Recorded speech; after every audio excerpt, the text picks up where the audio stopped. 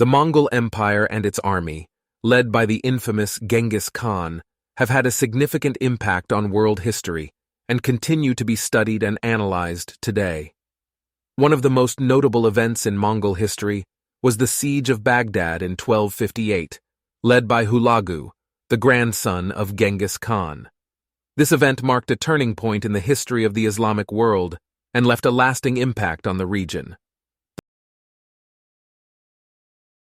The Golden Age of Islam was a period of prosperity, advancement, and progress that commenced in the 8th century in the lands of the Middle East.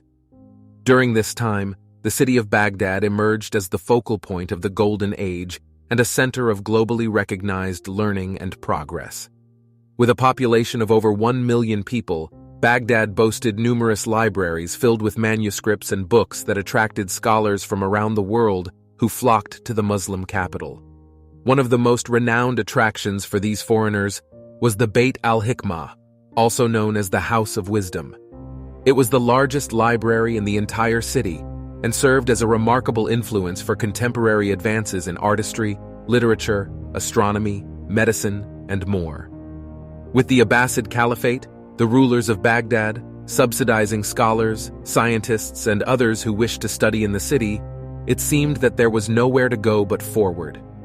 In the final years of Baghdad's glory, it was the Abbasid Caliphate that called the city its capital. The Abbasids were the third Islamic caliphate to rule the Middle East since the life of the Prophet Muhammad. After overpowering the Umayyad Caliphate in the mid-8th century, their empire rapidly grew to include territories in Arabia, the Levant and Syria, North Africa, Iraq, and beyond. The Abbasids were a formidable force to be reckoned with, but when the Mongols arrived, they would be put to an unexpected test. The Mongols were very different from the Abbasids. Unlike their counterparts, the Mongols were nomadic, pastoral people who scarcely settled down anywhere. As a result, they frequently came into conflict with more settled societies, such as the Abbasid Caliphate. In these clashes, the Mongols were known for their unique and rather brutal battle strategy. Having been so pesky as to inspire the construction of the Great Wall of China, the Mongols were synonymous with many terror tactics. If anyone ever heard clashing pots and pans or aggressive rattling of bells, they could quickly assume that they were about to become the next Mongol victim, though they usually offered an option of surrender to local rulers before launching an attack. If this offer was declined, mass destruction and bloodbaths were what generally followed. Despite being nomads, the Mongols still liked to conquer land and provide their roaming people with more space. When a man by the name of Temujin united the Mongols and took the name Genghis Khan, a chain reaction occurred that would end on the charred soil of Baghdad. When the grandson of Genghis Khan, Hulagu, rose to power, the Mongol Empire really began to expand. Hulagu Khan spread his authority through Syria and was working to secure his grip on the lands of the Ilkhanate of Persia. This initially brought the Mongols into direct conflict with a Shiite group known as the Assassins, which Hulagu managed to vanquish. His next obstacle was the Abbasid Caliphate in Baghdad, which had unfortunately begun to weaken both politically and militarily over the years. The Caliph, al-Mustasim, had already heard rumors of Hulagu's goals and focus, but he could not be convinced of the real threat that approached, in part due to the advice of his Grand Vizier.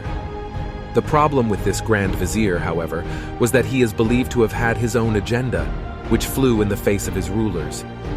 This was because, previously, through grievous acts and decrees passed, the Caliph had been deeply offended by many of his Shia Muslim subjects, his Grand Vizier included. It is thus believed by many that the great advisor to the Caliph himself was the one to not only welcome the idea of a Mongol invasion, but in fact, to invite them. Whether this was the case or not is still up for debate, but what is known for certain is that the Caliph, for one reason or another, wildly underestimated the will and might of the daring Mongols. Al-Mustasim's first clue that his counterpart Hulagu was serious should have been when he sent the Caliph a letter demanding his and the city of Baghdad's surrender. Shockingly, it is said that Caliph al-Mustasim replied with an ultimatum: "Go back to where you came from or besiege this city." The problem was that the Caliph believed that the whole of the Muslim world would undoubtedly come together to defend Baghdad if the Mongols ever dared to attack the Abbasid capital. This, he would soon learn, was not true. Thus, on January 29, 1258, to the awe of the Caliph, the Mongols laid siege to the great city of knowledge and the center of the Islamic Golden Age. Hulagu, leading a massive Mongol army, was ordered by his brother and Khan of the Mongol Empire, Mongke, to conquer the Islamic world and subjugate its people. Hulagu had previously been involved in a war against the Order of Assassins, a powerful Islamic sect, and had been insulted by the Abbasid Caliph during the conflict. This insult fueled his desire to conquer the city and exact revenge. The Mongols began their assault on Baghdad by bombarding the city with stones and other projectiles. They charged against the city gates day and night and eventually breached the walls. The Mongol soldiers poured into the city, killing almost all of its population, including women and children, and looting the city's treasures. The Mongols were merciless in their treatment of the city and its inhabitants. According to historical accounts, they pillaged and burned the city, destroying many of its buildings and treasures, including the House of Wisdom and its famous library. They also massacred a large portion of the city's population, including the Abbasid Caliph and his family. The destruction of Baghdad marked the end of the Abbasid Caliphate and the Islamic Golden Age. The Mongols' merciless assault on Baghdad was one of the greatest atrocities in history. The destruction of the city and its people was a brutal reminder of the power of the Mongol Empire and its army. The event left a lasting impact on the Islamic world, and the memory of the siege has been passed down through generations. Following the conquest of Baghdad, the Mongols continued their conquests into Syria. However, their messengers, who had demanded the surrender of Egypt's Mamluks, were never heard from again. This failure marked the beginning of the decline of the Mongol Empire, which would soon be divided into smaller states. The impact of the Mongol Empire and its army on world history is significant and far-reaching.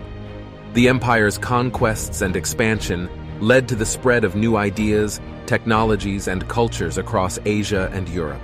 The Mongols' military tactics and strategies, including their use of siege warfare and the development of the first standing army, influenced the development of military tactics and strategies for centuries to come. In addition to their military influence, the Mongols also had a significant impact on trade and commerce. The empire's vast network of trade routes, known as the Silk Road, facilitated the exchange of goods, ideas, and technologies between Asia and Europe. The Mongols' establishment of a unified currency and standard of weights and measures also helped to facilitate trade and commerce across the empire. The fall of Baghdad to the Mongols was a significant event in world history, and it had far-reaching consequences.